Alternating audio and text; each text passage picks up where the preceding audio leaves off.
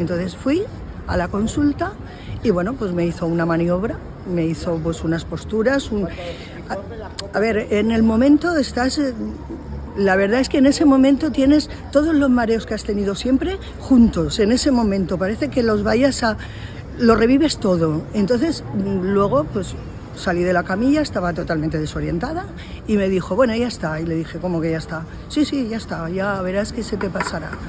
Entonces me fui, claro, y al cabo de unos 4 o 5 días me volvió a llamar por teléfono y me dice, ¿qué? ¿Cómo estás? Y yo le dije, a ver, estoy mucho mejor, pero a mí no se me han ido del todo, o sea, continúo teniendo, pero bueno, nada que ver, podía acostarme a dormir, podía levantarme sin tener que hacer respiraciones antes de ponerme de pie y tal, y me dijo, no, pues ven, volví, me hizo la maniobra mucho más, entonces no lo pasé tan mal, para nada, y a partir de ahí yo me fui, dejé de tomar las pastillas, dejé de todo, de esto hace unos 3 o 4 años, y nunca más he vuelto a tener un vértigo.